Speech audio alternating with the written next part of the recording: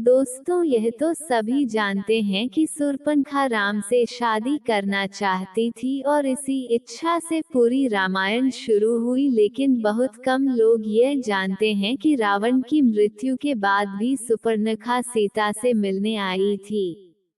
शूर्पणखा का ऐसा करने के पीछे सिर्फ एक वजह थी।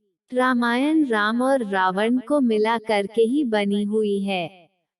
सीता के अपहरण का बदला लेने के लिए राम ने रावण का वध कर दिया था, लेकिन कोई और भी था जो सीता से मिलने के लिए बेसब्री से इंतजार कर रहा था। वो कोई और नहीं बल्कि रावण की बहन शूर्पणखा थी। जब शूर्पणखा ने सुना कि राम ने सीता को बचा लिया है, तब उसने खुद ही बदला लेने की ठानी। शूर्पणखा ने याद किया कि कैसे राम और लक्ष्मण ने मिलकर उसकी बेइज्जती की थी और उसकी गरिमा छीनकर उसकी नाक काट दी थी।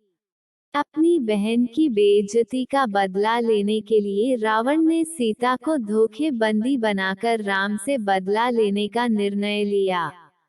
राम ने अपनी पत्नी को बचाने के लिए रावण का वध कर दिया। लंका में युद्ध जीतने के बाद राम अपनी पत्नी सीता और भाई लक्ष्मण के साथ अयोध्या लौट आए। अयोध्या आने के बाद यहाँ के लोगों ने सीता की पवित्रता पर सवाल उठाए और राम को मजबूर कर दिया कि वह सीता को छोड़ दें।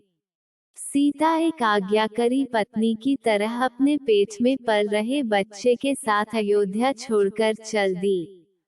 सीता सीधे घने जंगल की तरफ बढ़ी और वहां उन्हें वाल्मीकि मिले, जो उन्हें अपने साथ अपनी कुटिया पर लाए।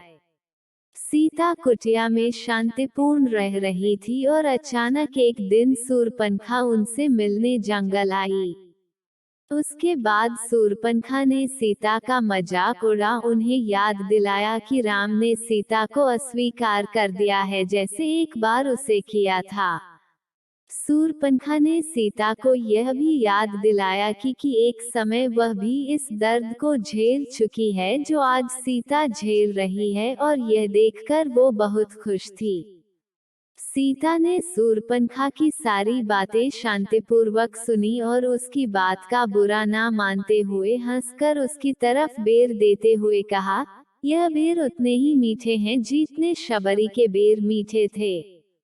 शूर्पणखा यह देखकर हैरान हो गई, क्योंकि उसने सोचा था कि सीता को दुखी देख के और करके वह सुख का अनुभव करेगी, लेकिन यहाँ तो उल्टा हो गया। साथ ही सीता ने शूर्पणखा से कहा, कब तक हम किसी और से उतने ही प्रेम की उम्मीद कर सकते हैं जितना हम उन्हें करते हैं। अपने अंदर की शक्ति को खोजो। खुद की भूख की परवाह किए बिना दूसरों को खिलाना सीखो।